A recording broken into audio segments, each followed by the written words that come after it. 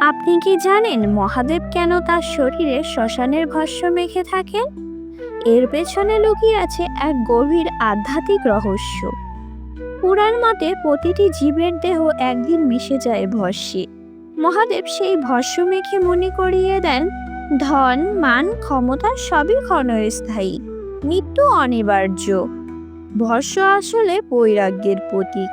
মহাদেব দেখান সংসারের মোহ, অহংকার, ভোগবিলাস সবই অস্থায়ী। দেহ নষ্ট হয়, কিন্তু আত্মা চির অমর। তাই তিনি ভস্যকে ধারণ করে আছেন, যেন মানুষ মৃত্যুর মধ্যেও জীবনের সত্য খুঁজে পায়। শ্মশানের ভস্যে আবৃত মহাদেব আমাদের শিক্ষা দেন, মৃত্যু ভয়ের নয়, বরং সত্যের দ্বার। আপনি কি জানতেন এই গোপন রহস্য? জানলে অবশ্যই কমেন্টে জানান। ভিডিওটি ভালো লাগলে সাবস্ক্রাইব করে পাশে থাকুন। হর হর মহাদেব।